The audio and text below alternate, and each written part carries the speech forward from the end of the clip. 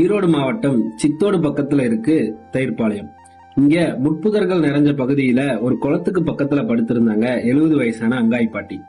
கடந்த 2 மாசமா அந்த பகுதியில நிறுத்தப்பட்டிருந்த வாகனங்களுக்கு அடியிலையும் ரோட்டோரத்திலையும் படுத்திருந்ததுனால விபத்து ஏற்படுமோன்னு அங்க இருக்கிற பொதுமக்கள் நினைச்சாங்க. நம்மளோட அட்சயம் தன்னார்வலர் குழு பாட்டி அங்க ரெஸ்கியூ பண்ணலான்னு போனப்பதான் தெரியுது பாட்டியோட மறுபக்கம்.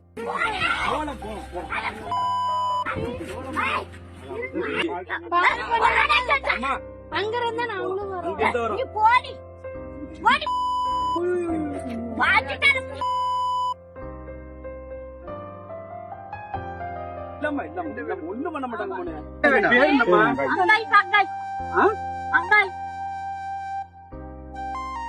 கெட்ட கெட்ட வார்த்தையில பச்சை பச்சையா பேசுறாங்க.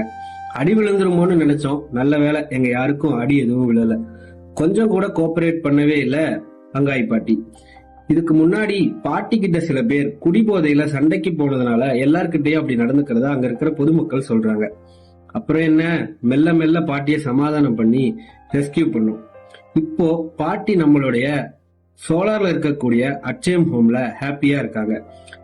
அங்காய் பாட்டியோட முகவரியோ சொந்தக்காரங்களை பத்தியோ எந்த தகவலும் இல்ல.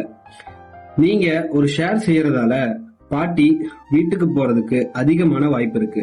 சோ மறக்காம ஷேர் பண்ணிடுங்க. நன்றி.